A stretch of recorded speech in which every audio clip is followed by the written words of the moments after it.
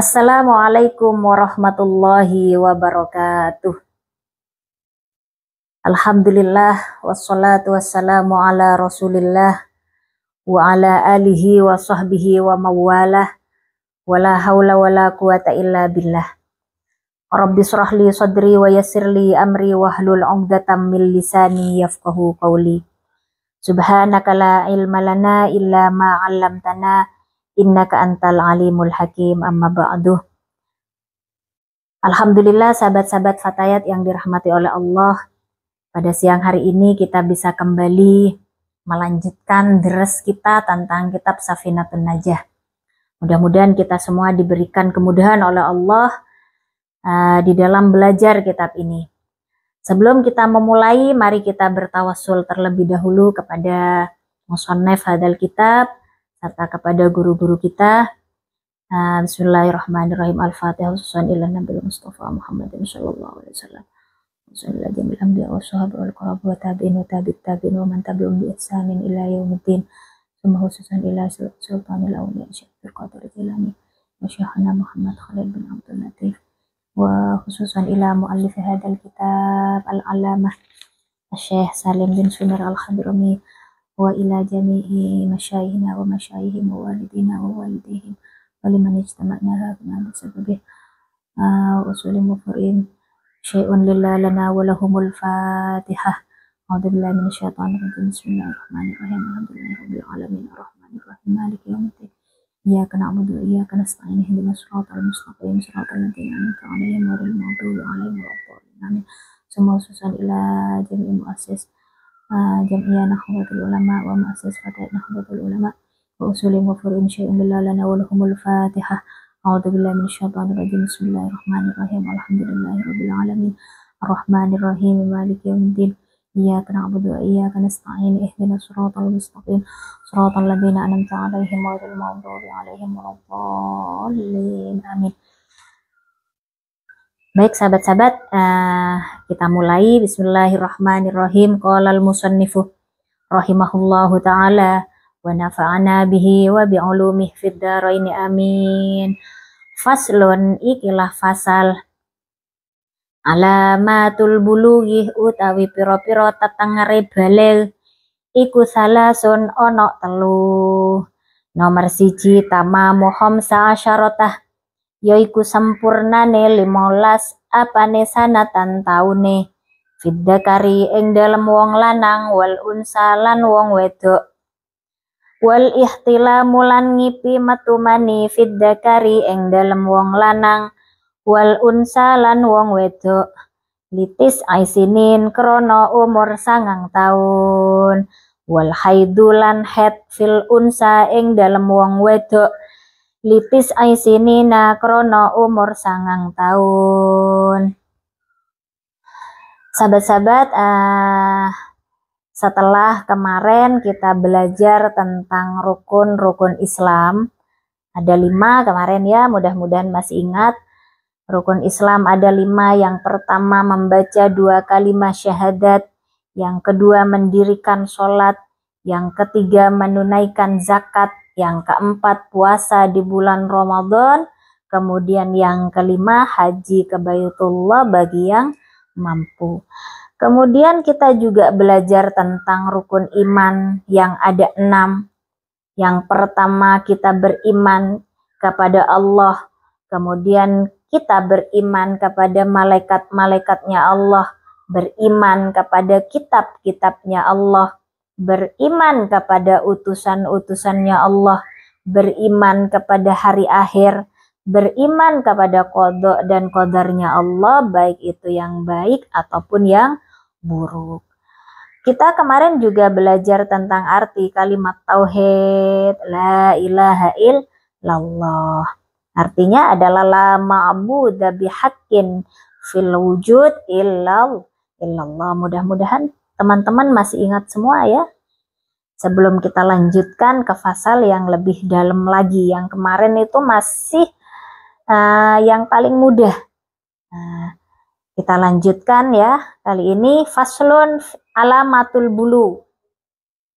Fasal menerangkan tentang tanda-tandanya baligh. Nah, kenapa musannif menganggap mengetahui alamatul bulu itu penting? Karena sebab balai itulah seorang terkena hukum taklif, sehingga beliau musannif mengangkat alamatul bulu ini dalam pembahasan kita, dalam pembahasan Safinatun Najah. Karena balai itu merupakan salah satu syarat dari taklif atau mukallaf. Apa mukallaf itu, sahabat?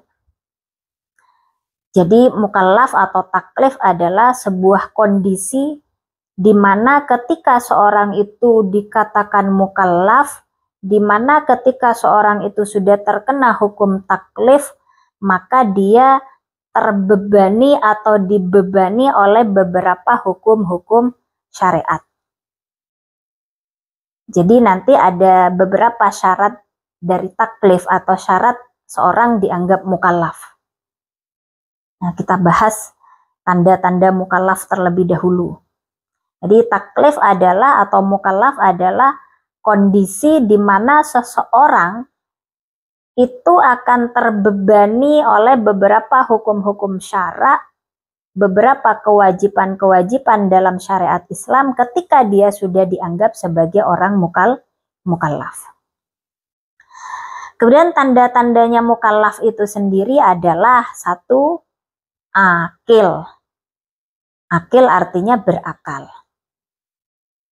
Artinya ketika seorang itu tidak akil, ketika seorang itu tidak berakal, maka dia tidak dianggap sebagai mukallaf.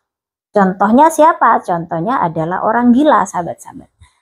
Jadi orang gila itu tidak bisa dianggap mukallaf atau tidak terkena hukum taklif. Kenapa ya? Karena dia gila, dia tidak berakal. Sehingga dia, orang gila itu tidak bisa dibebani sholat atau syariat-syariat yang lain. Karena dia tidak akil, tidak berakal, sahabat. Gitu. Kemudian tanda mukallaf yang kedua adalah balai. Nah, balai ini yang akan kita bahas nantinya. Sehingga ketika seorang itu masih kecil atau bayi atau belum mencapai usia balai, dia pun tidak terkena hukum taklif. Atau dia tidak dianggap sebagai mukallaf. Kemudian syarat yang ketiga adalah qadir, mampu. Sehingga jika seorang itu tidak mampu, maka nantinya dia akan mendapatkan beberapa rukhsah di dalam agama Islam.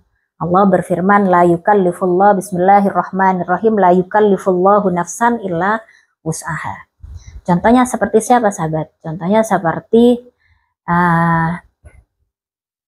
perempuan yang sedang hamil atau perempuan yang sedang menyusui.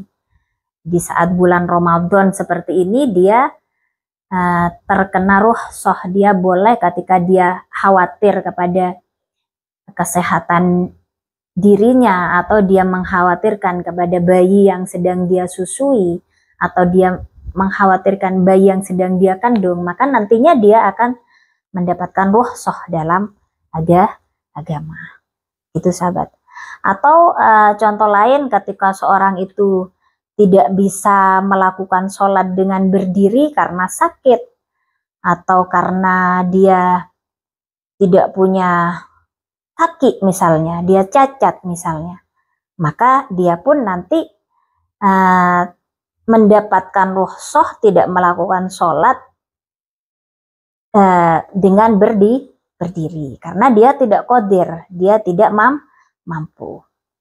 Kemudian syarat berikutnya adalah bulughud dakwah, sampainya dakwah, sampainya ajaran-ajaran Islam itu kepada dia. Artinya kalau dia itu berada di sebuah hutan belantara atau di padang pasir yang dia tidak mendengar apa-apa atau tidak ada sama sekali tidak tersampaikan dakwah atau ajaran Islam kepada dia, dia pun tidak bisa masuk kategori mukallaf. Seperti itu, sahabat. Kemudian yang akan kita bahas di sini adalah tentang tanda mukallaf yang nomor 2 yaitu baligh. Faslun alamatul buluh. Fasal menerangkan tentang tanda-tandanya baligh. Tandanya baligh itu salasun, ada 3 sahabat. Jadi tandanya seorang itu baligh itu ada 3. Yang pertama adalah tamamu khamsa asyarata sanah fi dzakari wal unsa. Yang pertama adalah jika seorang itu sudah mencapai usia 15 tahun dan itu berlaku untuk laki-laki dan perempuan. Usianya sudah 15 tahun tapi dia tidak haid. Dia tidak mimpi keluar mani misalnya, tapi usianya sudah mencapai 15 tahun. Apakah dia masih tetap tidak dianggap mukallaf misalnya, sehingga dia tidak berkewajiban sholat atau tidak berkewajiban tidak terbebani syariat-syariat yang lain, syariat-syariat agama yang lain? Tidak sahabat. Jadi ketika seorang itu usianya sudah mencapai 15 tahun meskipun dia belum haid misalnya atau dia belum ihtilam, maka karena dia usianya sudah mencapai 15 tahun otomatis dia menjadi baligh dengan sendirinya. Nanti istilahnya adalah baligh bisinni, baligh sebab usia. Itu karena usianya sudah mencapai batas 15 tahun. Perlu diketahui di sini yang dimaksud adalah hitungan hijriyah ya sahabat. Jadi 15 tahun hijriyah. Kalender hijriyah bukan masehi. Kemudian syarat yang kedua adalah wal ihtilam fid dzakari wal unsa litis aisinin. Adalah ketika seorang baik laki-laki, seorang anak baik laki-laki atau perempuan itu mimpi keluar mani. Mimpi keluar mani dan ketika dilihat memang ada dan itu dapat dirasa keluarnya seperti itu. Jadi memang nyata seperti itu sahabat. Ketika anak kecil itu atau bocil itu sudah berusia 9 tahun hijriyah. Dia mimpi tiba-tiba ketika bangun tidur misalnya dia cerita sama jenengan, "Ibu, tadi aku kok mimpi begini ya? Ibu, tadi aku kok mimpi begini." Kemudian jenengan lihat ternyata memang basah. Nah, maka kalau usianya sudah mencapai 9 tahun kalender hijriyah, maka dia menjadi baligh. Itu ya sahabat. Kemudian tanda yang ketiga adalah wal haid, dan yang kedua tadi ihtilam tadi adalah lidzakari wal unsa, berlaku untuk laki-laki, bocil laki-laki, baik itu laki-laki dan perempuan sama. Usia 9 tahun hijriyah dia mimpi keluar mani, maka dia dianggap baligh. Nah, yang ketiga ini itu khusus untuk perempuan, yaitu wal haidu fil unsa litis isinin. Jadi usia 9 tahun dia keluar darah haid. Maka dengan keluarnya darah haid itu perempuan tadi, anak kecil yang usia 9 tahun tadi sudah masuk kategori mukallaf. Apakah harus sempurna 9 tahun sahabat? Tidak ya. Jadi 9 tahun kurang 16 hari hitungan hijriyah. 9 tahun kurang 16 hari hitungan hijriyah. Begitu sahabat. Nanti insya Allah tentang bab haid ini akan dijelaskan lebih rinci di belakang ya.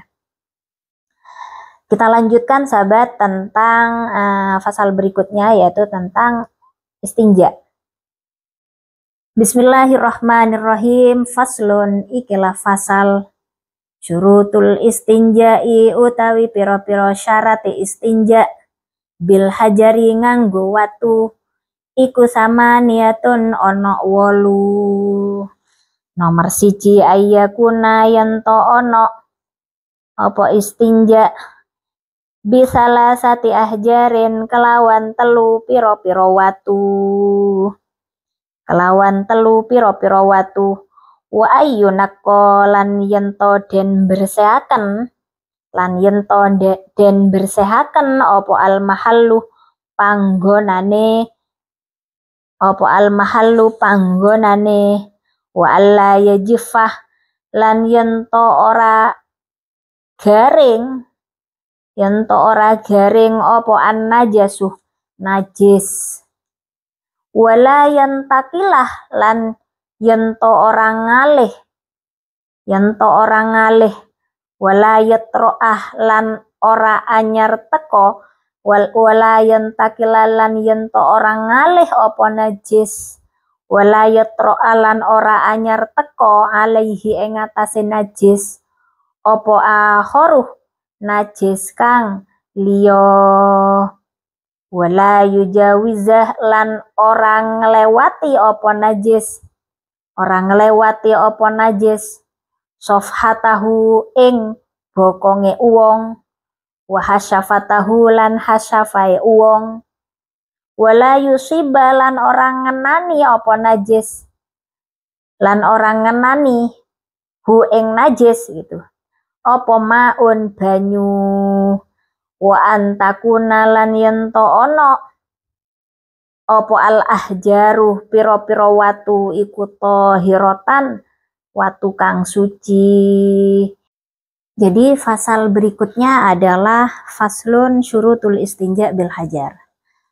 Fasal menerangkan tentang diperbolehkannya istinja menggunakan batu. Diperbolehkannya istinja menggunakan batu. Nah, sebelum kita bahas tentang ini, mungkin kita ketahui terlebih dahulu apa sih sebenarnya arti istinja itu.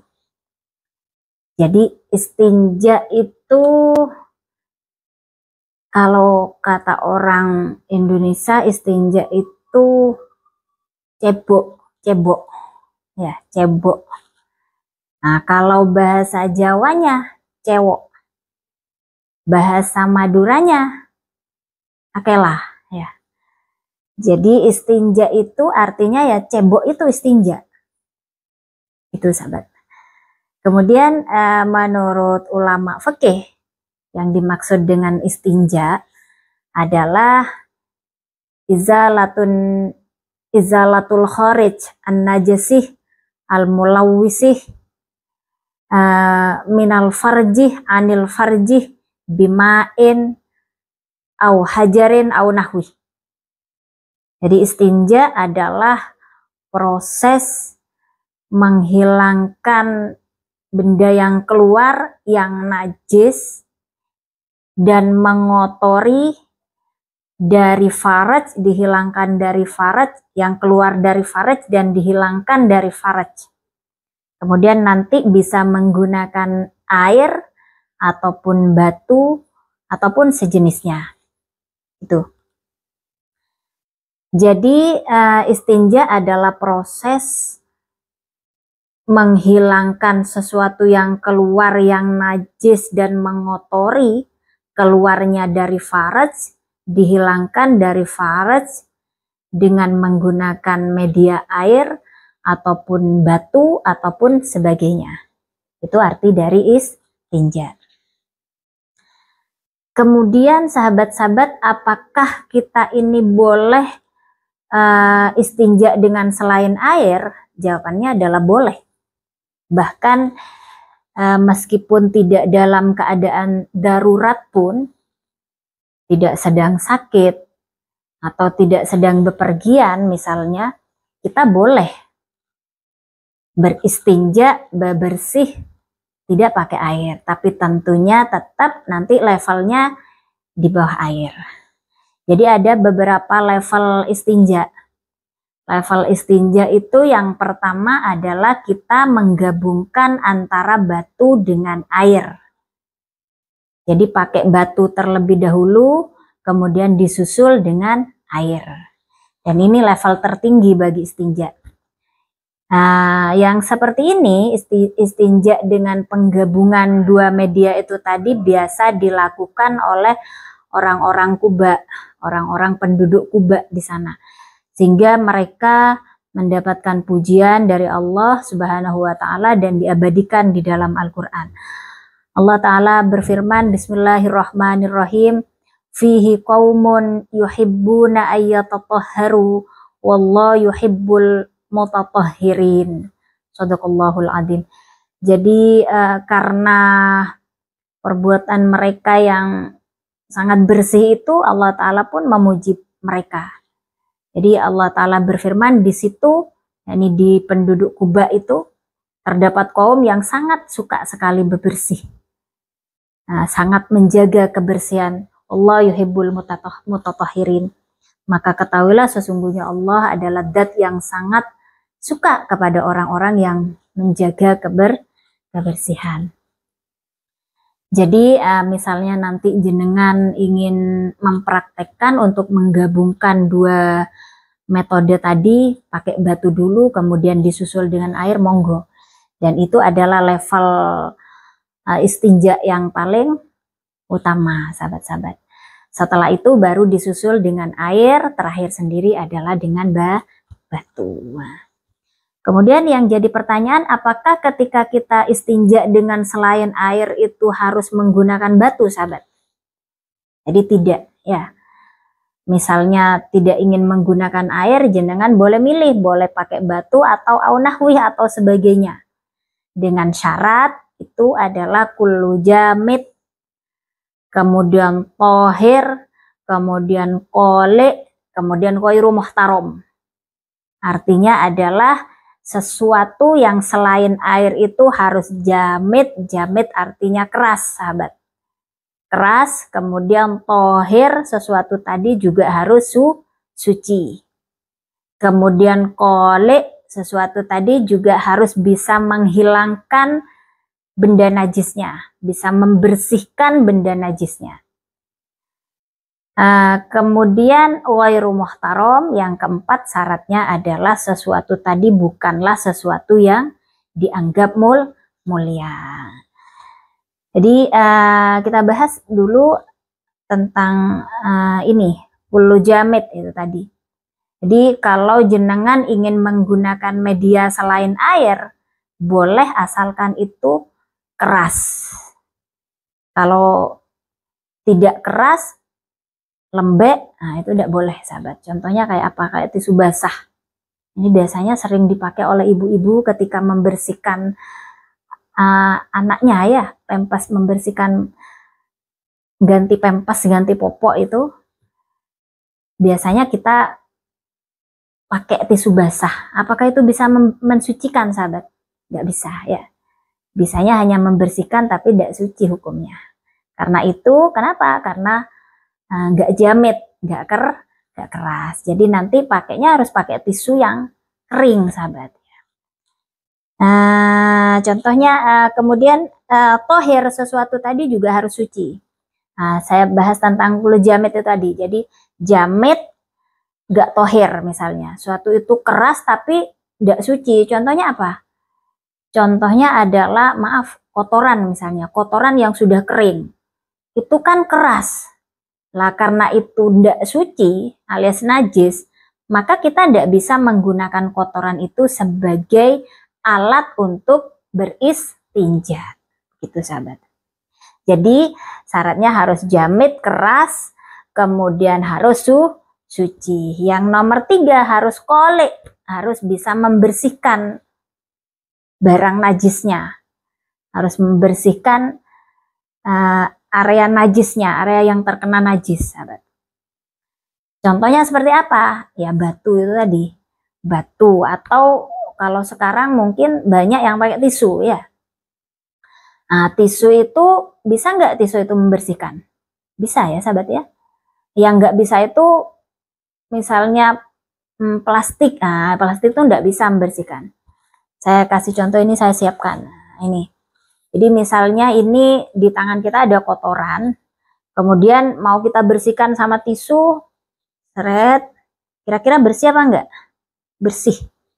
Jadi tisu ini dianggap qoli.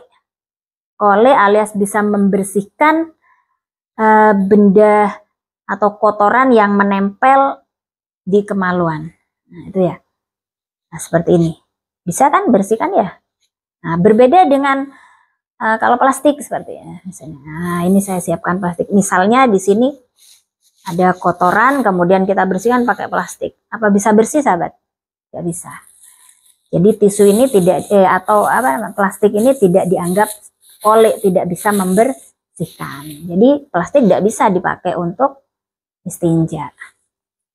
Jadi syaratnya harus jamit keras, kemudian harus tohir suci, kemudian harus kolek bisa membersihkan. Yang keempat harus ghairu muhtaram, tidak dimulyakan. Contohnya apa, sahabat? Kalau di Arab itu ada roti yang keras banget, sahabat. Nah itu kalau kita bahas roti itu hukumnya apa? Jamit ya, masuk jamit ya, keras. Kemudian tohir apa enggak? Tentunya tohir, suci. Terus kole apa enggak? Insya Allah kole ya. Roti itu yang keras itu kalau kita buat media untuk bersih itu insya Allah bisa. Tetapi dia tidak memenuhi syarat yang keempat, yaitu ghairu muhtaram. Sehingga roti yang keras itu, roti Arab itu nggak bisa kita gunakan untuk istinja. Nah, kenapa? Karena itu dimuliakan atau itu adalah makanan pokok bagi manusia. Kemudian ada juga mungkin seperti tulang, sahabat ya. Tulang itu keras juga suci. Terus kolek insya Allah. Tetapi karena tulang itu juga dimuliakan, ya tulang itu tidak bisa kita gunakan sebagai media untuk istinja. Tulang itu kalau tidak salah itu adalah makanan bangsa jin, sahabat-sahabat. Sehingga kita harus memuliakannya dan kita nggak bisa menggunakan itu tulang sebagai bahan untuk benda untuk kita bersuci ya.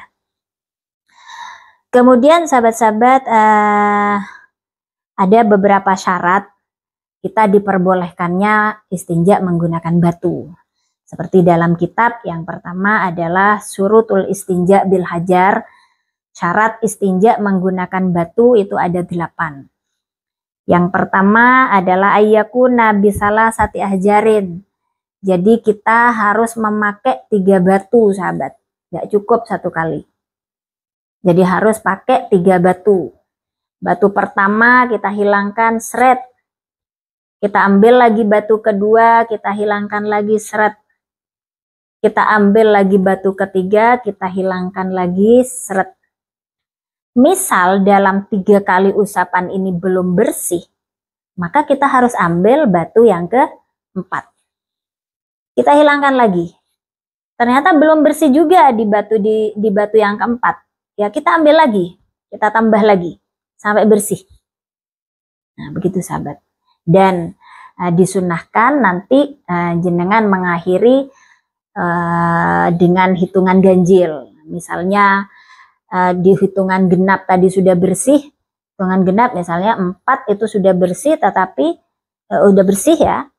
Nah, jenengan sunat menambah 1 kali, tapi nggak wajib ya, sunat menambah 1 kali kepada hitungan ganjil. Jadi nanti misalnya 4 sudah suci, jenengan tambah 1 kali lagi di usapan kelima, karena kita ikut kepada kesunahan melakukan segala sesuatu dengan ganjil ya. Kemudian wa ayunaqol mahal.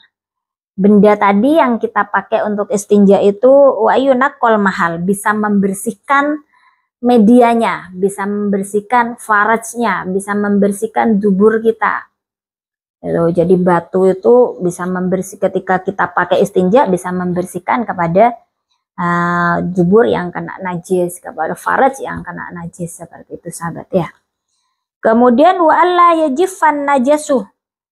Yang ke berapa ini? Yang ketiga adalah wa alla yajifan najas. Nah, najisnya belum kering sahabat. Nah, kalau najisnya kering bagaimana? Lah, kalau najisnya kering ya kita sudah tidak bisa lagi istinja menggunakan batu, tetapi kita tentunya harus istinjanya memakai air. Jadi misalnya jenengan melamun wis qadil hajah misalnya ya, permisi, kemudian melamun sampai akhirnya kering baru kita beristinja, ya gak bisa lagi kita pakai batu tentunya. Tapi kita juga harus menggunakan istinjanya, harus menggunakan air.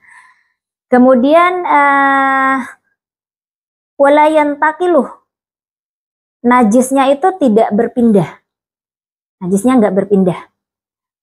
Nggak berpindah bagaimana maksudnya? Nggak berpindah, misalnya awalnya jenengan qadil hajah jongkok. Kemudian ya yang terkena najis tentunya di area permisi, di area dubur itu. Kemudian jenengan berdiri misalnya, akhirnya setelah berdiri permisi belebet-belebet. Nah, itu sudah gak bisa kita beristinja dengan batu, tetapi harus pakai air, begitu ya sahabat. Kemudian wala yatra'a alaihi akharuh, tidak kejatuhan najis yang lain. Jadi di area itu, di area entah dubur atau faraj itu tidak kejatuhan najis yang lain. Najis yang lain contohnya permisi jenengan dalam keadaan mungkin ambeien mungkin ya, kemudian setelah qadil hajah ternyata ada darah yang keluar, maka itu sudah kita tidak bisa lagi menggunakan batu, melainkan tentunya istinjanya harus pakai air. Kemudian wala yujawizah sofhatahu wa hasyafatahu. Kemudian istinjanya juga tidak belebet-belebet ke bokong ataupun hasyafahnya orang laki-laki. Hasyafah itu kemaluannya laki-laki. Wala yusibahu ma'un. Kemudian juga najis itu tidak terkena air, sahabat. Jadi misalnya jenengan duduk dah posisinya, sedang qadil hajah duduk. Ternyata jenengan sudah niat mau istinja bil hajar. Ternyata kejatuhan air, kecipratan air misalnya. Nah, ketika sudah kecipratan air, maka kita sudah tidak boleh lagi istinja dengan batu dan tetap harus pakai air. Wa antakunal ahjaru thahiratan, yang terakhir adalah batunya yang kita pakai untuk istinja adalah batu yang suci. Begitu sahabat-sahabat. Mungkin cukup sekian dulu pertemuan kali ini. Kita lanjutkan besok insya Allah ya. Karena pembahasan yang berikutnya ini agak panjang dan nyambung dengan pasal berikutnya. Kalau saya terangkan satu nanti putus. Jadi nanti kita bahas di hari berikutnya insya Allah. Mudah-mudahan kita semua diberikan ilmu yang barokah, ilmu yang manfaat sehingga kita bisa memahami dan mengamalkan apa yang sudah kita pelajari ini. Amin Allahumma amin. Wallahul muwaffiq ila aqwamit thoriq. Assalamualaikum warahmatullahi wabarakatuh.